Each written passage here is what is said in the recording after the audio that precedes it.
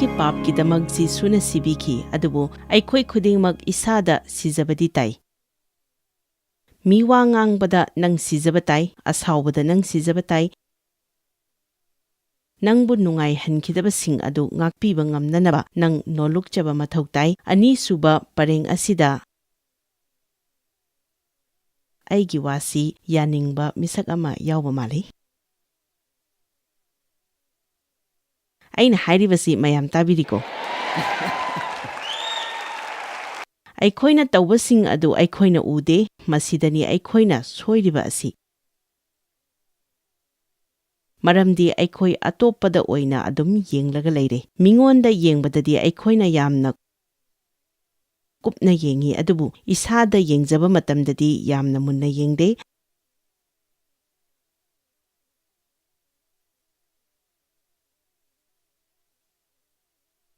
ꯄꯣꯜꯅ ꯃꯁꯤꯗ ꯏꯔꯤꯕ ꯑꯁꯤ ꯌꯦꯡꯕꯤꯌꯨ ꯄꯗ 9ꯗ ꯃꯍꯥꯛꯅ ꯍꯥꯏꯔꯤ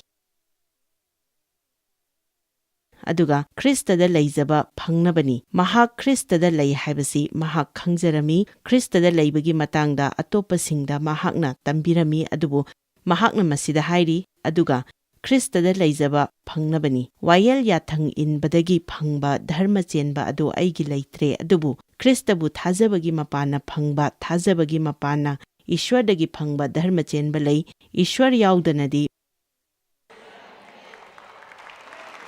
ꯃꯍꯥꯛ ꯀꯔꯤꯁꯨ ꯂꯩꯇꯦ ꯍꯥꯏꯕꯁꯤꯒꯤꯗꯃꯛ ꯐꯣꯡꯗꯣꯛꯄꯤꯕ ꯑꯗꯨ ꯍꯦꯟꯅ ꯄꯣꯜꯅ ꯐꯪꯅꯤꯡꯂꯝꯃꯤ ꯑꯩꯈꯣꯏ ꯍꯦꯟꯅ ꯂꯨꯊꯅ ꯐꯪꯕ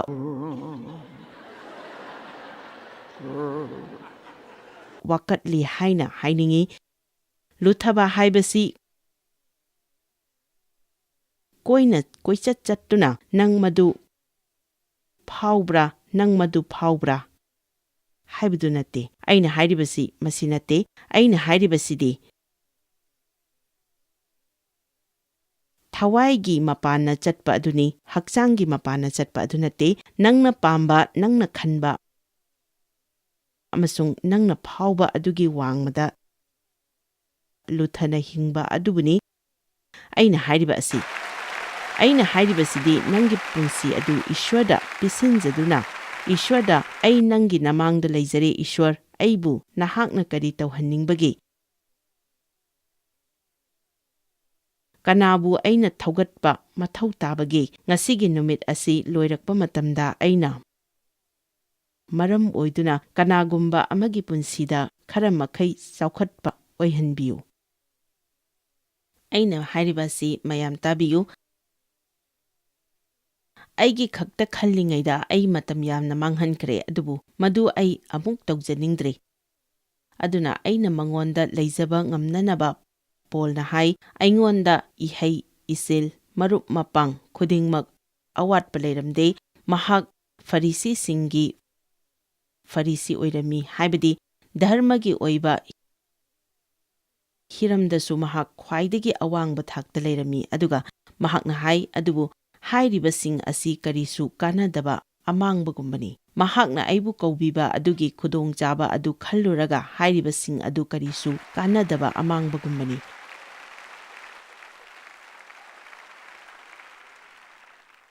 ꯏꯁ꯭ꯋꯔꯗꯒꯤ ꯅꯪꯕꯨ ꯂꯥꯞꯊꯣꯛꯍꯟꯅꯕ ꯍꯤꯔꯝꯁꯤꯡ ꯑꯗꯨꯗꯒꯤ ꯆꯠꯊꯣꯛꯎ ꯅꯪꯅ ꯃꯇꯝ ꯌꯥꯝꯅ ꯆꯤꯜꯂꯕꯗꯤ ꯅꯪꯒꯤ ꯃꯇꯝ ꯑꯗꯨ ꯏꯁ꯭ꯋꯔꯒꯤꯗꯃꯛ ꯁꯦꯝꯗꯣꯛꯇꯨꯅ ꯃꯇꯝ ꯀꯥꯏꯊꯣꯛꯎ ꯑꯦꯐꯤꯁꯥ 4:15 ꯃꯗꯨꯒꯤ ꯃꯍꯨꯠꯇ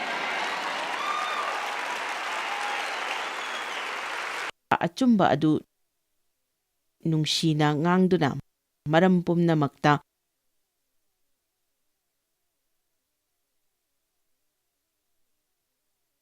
ꯃꯀꯣꯛ ꯑꯣꯏꯕ ꯈ꯭ꯔꯤꯁꯇ ꯃꯉꯣꯟꯗ ꯑꯩꯈꯣꯏ ꯆꯥꯎꯈꯠꯀꯗꯕꯅꯤ ꯉꯁꯤ ꯏꯁ꯭ꯋꯔꯅ ꯑꯩꯈꯣꯏ ꯈꯨꯗꯤꯡꯗ ꯀꯔꯤꯒꯨꯝꯕ ꯈꯔ ꯐꯣꯡꯗꯣꯛꯀꯗꯧꯔꯤ ꯍꯥꯏꯕ ꯑꯩ ꯊꯥꯖꯩ ꯑꯋꯥ ꯑꯅꯥꯁꯤꯡ ꯑꯗꯨꯗꯒꯤ ꯆꯦꯟꯕꯒꯤ ꯃꯍꯨꯠꯇ ꯃꯗꯨꯕꯨ ꯃꯥꯌꯣꯛꯅꯕꯒꯤ ꯃꯇꯝ ꯑꯗꯨ ꯌꯧꯔꯦ ꯃꯔꯝ ꯀꯌꯥ ꯑꯃ ꯄꯤꯗꯨꯅ ꯏꯁ꯭ꯋꯔꯅ ꯑꯩꯈꯣꯏꯗ ꯎꯍꯟꯅꯤꯡꯕ ꯑꯗꯨꯗꯒꯤ ꯑꯩ ꯆꯦꯟꯅꯅꯕ ꯌꯥꯝꯅ ꯍꯣꯠꯅꯩ ꯑꯩꯈꯣꯏꯅ ꯍꯥꯏ ꯃꯁꯤ ꯌꯥꯝꯅ ꯂꯨꯏꯍꯦ ꯃꯁꯤ ꯌꯥꯝꯅ ꯁꯨꯛꯊꯦꯡ ꯊꯦꯡꯅꯅꯤꯡꯈꯤꯗ꯭ꯔꯤ ꯀꯅꯥ ꯑꯃꯠꯇꯅꯁꯨ ꯑꯩꯕꯨ ꯄꯥꯡꯕꯤꯗꯦ Nangna khalamba yai, khalamdaba yai, aikhoi masi ama natraga amadi adum tawi. Aina tauba aduga nangna tauba aduga manaramdabasu yai, adum oinamak hairabada nangna thaurang ama langle haina khallasi, adubu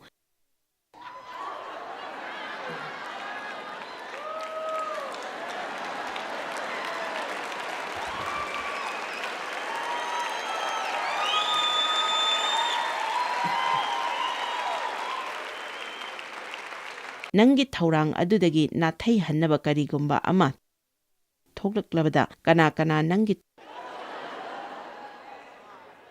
thaurang adugi makha ponna chatkadagi. Gari khamfamda nangi garigi hek nakanda khamliba gari adugi tire adu nungshit amata yaudre, aduga madubu nangna mateng pangba ngamlabasu nahakna nathaiduna chatnanaba. Oh, aidi tire sindokpa heite haina haizille. Madu ai hana suktau taudri. Ai isagi oiba thabak kaya amasu lei.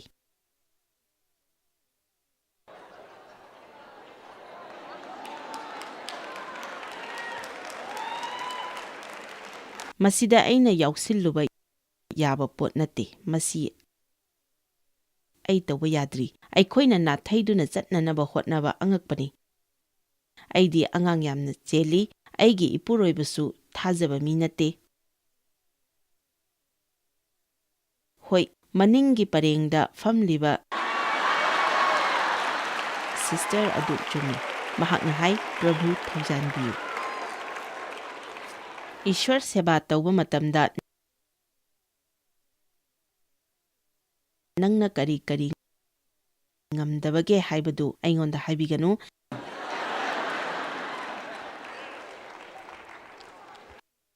Joyce Meyer Ministries hauba matamda ai isagi chahi 92 surami. Hauzik sahi 10 mathak ta ai Ishwargi wahai asi taktuna lakli. Sahi 5 amadi Home Bible Studies da taklami, aduga chahi 5 amana church da thabak tawrami.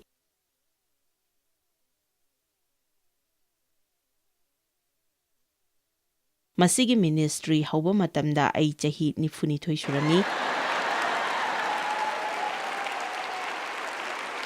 Ai angang mari chelami, aduga angang amana aigi nanganda porami. Ishwana nangonda tau haiba adu nang tauba ngamloi haibiganu. Mahakna madu tauba ngamnanaba thaujal pinabirabani. Sahi loirakpa matamda aina taukhiba mayamsing adu yengbada ngaksei. Aina hainingbadi madu aina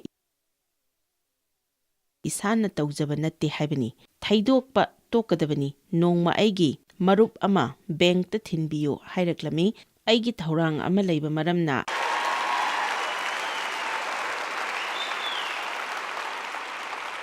aina mabu bankta thinba chatninglamde. Tasengna hairabada mahak maksu aina yamna nungshibasu oiramde. Adubu church tagadi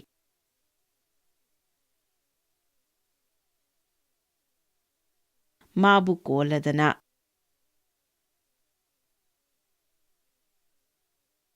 aina nangbu Ishwargi nungsiba aduna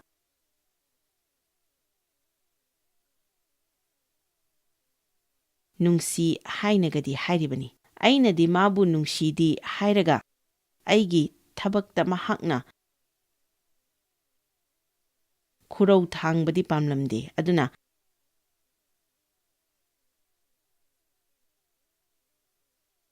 aina nathainaba hotnaduna mangonda madudi ai tauba ngamlaroi hairami. Aduga Ishwarna hairaklami madu nang tauba ngamgani haina hayo. Ai lankre. Ai nangbu thillage haina mangonda hayo. Masini cross puba haina hairiba asi. Masidi aikhoigi apamba adugi mahutta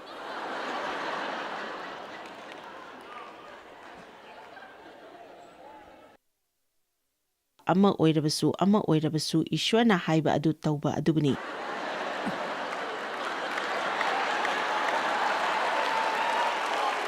Amen. Luke 10:13. Maduda Jisuna mangonda haiki kanagumba mi amana numidangi achauba chaklen ama thaurang langladuna mi mayam ama barton taure aduga. Amen. Numidangi chaklengi matam aduda mahakna barton taukibasing aduda mahaki manai thaduna haihanki lakpiro maramdi haujik pumnamak thaurang tauba loire adubu makhoi pumnamak amatta oina yaudana hairakle. Ahanba aduna mangonda haiki aina lawbuk ama leirure aina chattuna madu yenglubatai. Aduna aibu ngakpinaba aina nangonda haijari. Atopa amana haiki aina sallaba pabot manga leirure aina chattuna makhoibu chang yenggadawri aduna aibu ngakpinaba aina nangonda haijari. Mina karamna samasya singdagi chenbage haiba asi masigi matangda nainaba asi mayamna nungaina taramgani asa tauzai mi singna cheliba asi makhoina kiraba matamda cheli akibagi matangda mi singna hangnaba wahang singi matangda ai khara naina janingi Thagachari Joyce akibagi matangda wahang kaya hangnarakli. Akiba haibasi achauba samasya amani. Chumi masita singna achauba samasya amani aduga aikhoina tawfam thokpasing adu masina tawba ngamhandi akiba asina khurau yamna oi.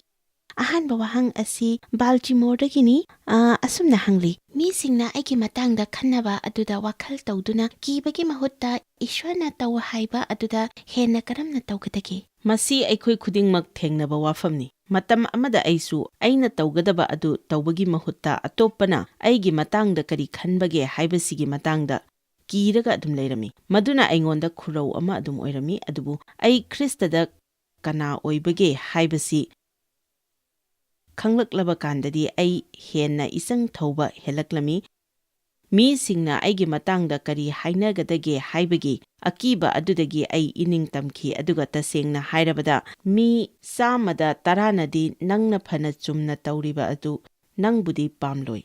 Hoi madu yamna chumi aduga madu nangna lanbani haibasu langani. Nang kayam phagera pharoira mioi samada taranadi nangbu yaningloi. Mioi samada taranadi nangbu yaningloi. Maduna karama khaidi ining tamhanbi. Chumi maramdi sada maudradi nangbu yaba mioi oiridana. Hoi masi angakpani. Kanagumba amana nangbu pamdre haibada madu nangi asoiba naralni hekta haiba yaroi. Soiriba adu makhoi oirambasu yai adubu aina haijaningba adudi aikhoi thauna leina hingba haibasi aikhoi Kristada kana oiribage haibasigi makha poli. Masidi nangi haisingba marup mapang leiba amasung sel paibagi makha ponde aikhoina tauriba asina mi singna pambiroidra haibasi kibana ishana isabu wahalle. Mi sing penanaba hotnaringaida Ishwar pelhanba ngamloi haina Bible na hairi. Nangi matangda Ishwarna hairibasing adugi mahutta mi singna hairibasing adu takhanduna leiragati Ishwarna oihaningba misak adu nang oiba ngamloi. Pakhon chatpa polna Galatia amagi tarada hai mi singna yana nabata tauba misak ama mahak oiramba tarabadi mahak Prabhu Jisugi pakhon chatpa ama oiramloi. Aduna Ishwar pelhannanaba aikhoi chatkadabani akiba haibasi mayok nagadabani akiba haibasi adum phaurakpadi yai punsigi tangkakta masi adum lakani madu karamba matamda sap chana lakadage haibadu nang khangdabadi yai adubu aikhoina tawgadaba haibabu ai kiroi haina haidokpa ngamgadabani.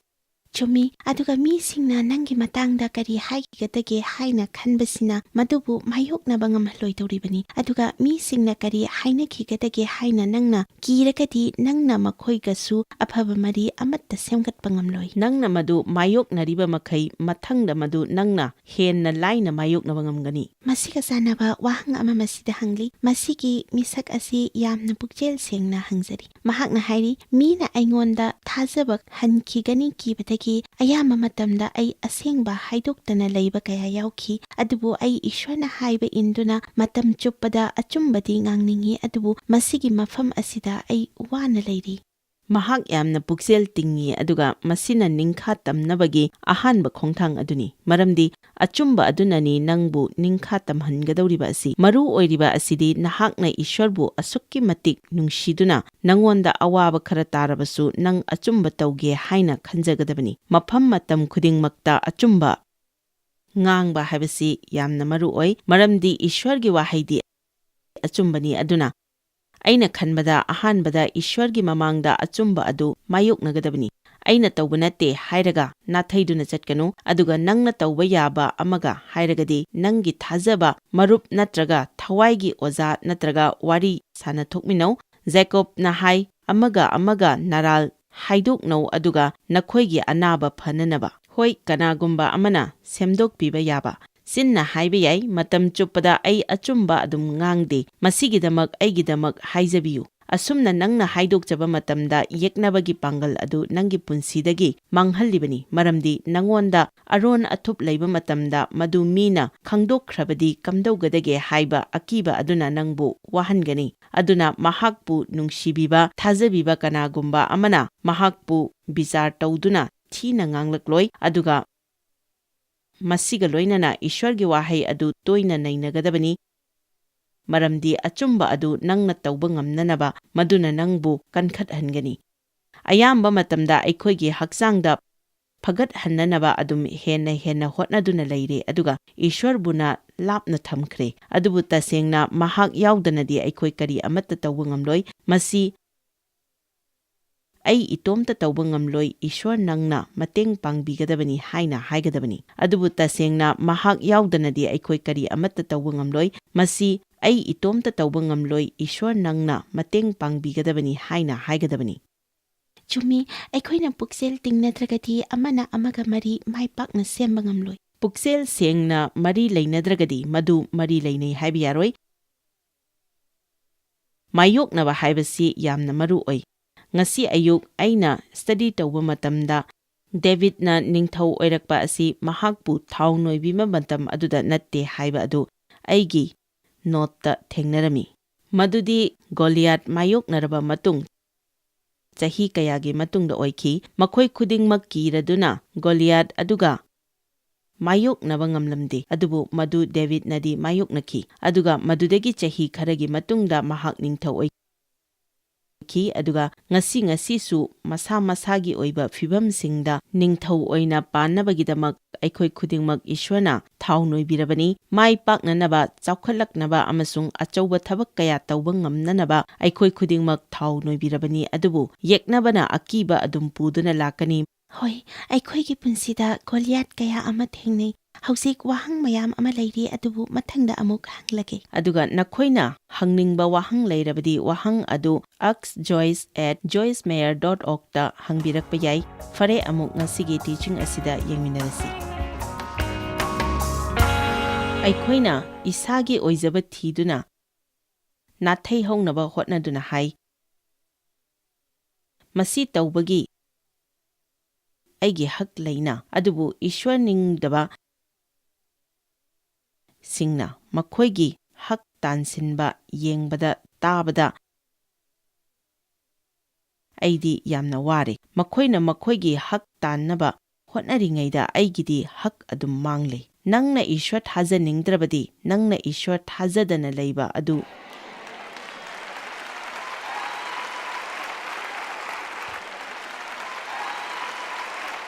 ꯅꯪꯒꯤ ꯍꯛꯅꯤ ꯑꯗꯨꯅ ꯈꯟꯖꯕꯅꯤ ꯑꯗꯨꯕꯨ ꯃꯗꯨ ꯑꯩꯅꯗꯤ ꯈꯟꯕꯗ ꯅꯨꯡꯉꯥꯏꯖꯗꯦ ꯑꯗꯨꯕꯨ ꯅꯪ ꯅꯁꯥꯅ ꯅꯁꯥꯗ ꯇꯧꯖꯔꯕꯁꯨ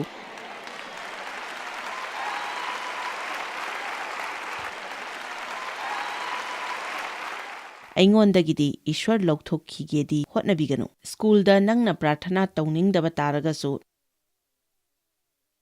ꯅꯪ ꯍꯣꯜꯗ ꯃꯤꯅ ꯄ꯭ꯔꯥꯔꯊꯅꯥ ꯇꯧꯕ ꯂꯣꯏꯗ꯭ꯔꯤ ꯐꯥꯎꯕ ꯉꯥꯏꯔꯒ ꯂꯩꯌꯨ ꯅꯪꯅ ꯄ꯭ꯔꯥꯔꯊꯅꯥ ꯇꯧꯗꯦ ꯍꯥꯏꯗꯨꯅ ꯃꯤꯄꯨꯝ ꯈꯨꯗꯤꯡꯃꯛ ꯄ꯭ꯔꯥꯔꯊꯅꯥ ꯇꯧꯍꯟꯗꯕꯗꯤ ꯇꯧꯒꯅꯨ ꯁꯦꯡꯅ ꯍꯥꯏꯔꯕꯗ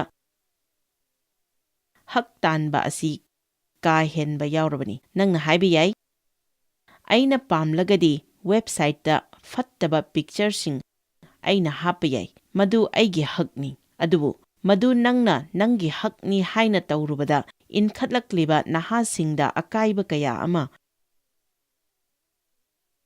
purakliba aduna kamdauba. Aikoigi government nasu masi yarisi awabani. Makoina fattaba tawbasing adubuna kankhatlaga karisu khangzadabasing adubuna awabada tahali. Aduna mathak makha amatta nainadre adubu samasyasing asibu phahangadaba amatta ngairaba lambi adudi Ishwarda mai onsinbani. Nangi thamoi pumba yauna mahakpu seba tau. Mahaki wahai thazau mahaki oiba lambida chatlu. Adu oiragadi nangi samasyasing adu mangkigani. Aduga fattaba tawbasing asina nathaiduna chatkadaba lambi leite. Ishwargi khusem taibangpal asidagi Ishwarbu lapthok hanba kanana ngamloi.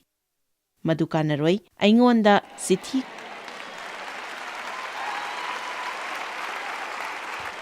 kaya nangna masigi matangda tharakpadi yai. Adubu madu ainadi pabiroi.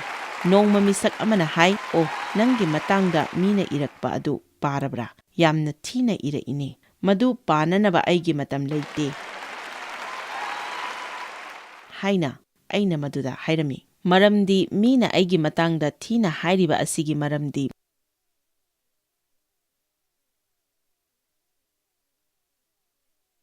Makoina Ishwargi seba tauningdabanani.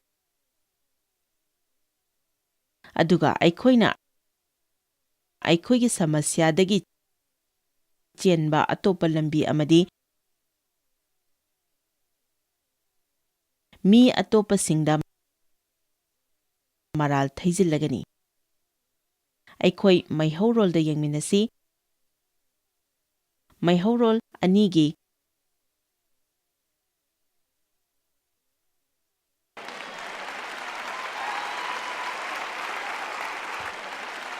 Tara taruk tara taret mapu ibungona nipa aduda yathang pirami. Masi amukka hairaga karigumba ama ai phongdoksage. Ishwarna nipa aduda yathang piduna hairai ingkholgi upal khudingi mahai nahakna naning tamna chaba yai. Adubu apha phatta khangnaba upalgi mahaidi nahakna chaganu. Maramdi madu charuba numit aduda nahak soidana sigani. Yengbiyu makhoi atai atopa khudingmak tauba yarami adubu Ishwarna tauba yade haiba amakhaktangdi lerami. Christian ama oiba matamda kari amatta tauba yaroi haibasi khanduna yamna wana leganu. Nang pumnamak tauba yai adubu Ishwarna nangonda tauganu haiba ama adu khaktang madudi pap aduni. Madu tauganu haina mahakna hairiba asi nangna madu tauba matamda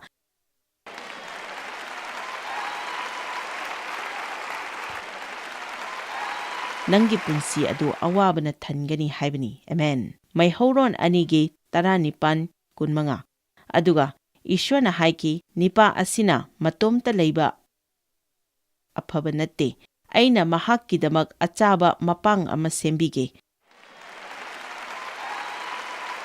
Mahakna nupi adu sembiki. Aduna nupi di nupagi nakalda leiduna chatminagadabani. Ishwarna nangonda tau haiba adu tauba ngamnanaba mahakna nangbu pangbigani haibadi nang madu tauba ngamgani. Nang madu tauba ngamloidra haina kibagi mathau tade. Nang ngamloidauba amatta tau haina mahakna kaidawnungla hairakloi. Joyce Meyer Ministry haibasi mahakpu ekhoi mimyam thakachri mahakna ekhoi ngonda tawbiriba thakachri ngai haifam leite. Mahakna ekhoi bu phi maru adu khakta natana leidiba singna chinchak natana amasung pau amasung aphaba pau tambi noina contact tawbibe yagani jmmindia.org. Ngasi Joyce Meyer gi ministry da noi yawbibe yagani. Joyce Meyer Ministry haibasi mahakpu ekhoi mimyam thakachri mahakna ekhoi ngonda tawbiriba thakachri ngai haifam leite.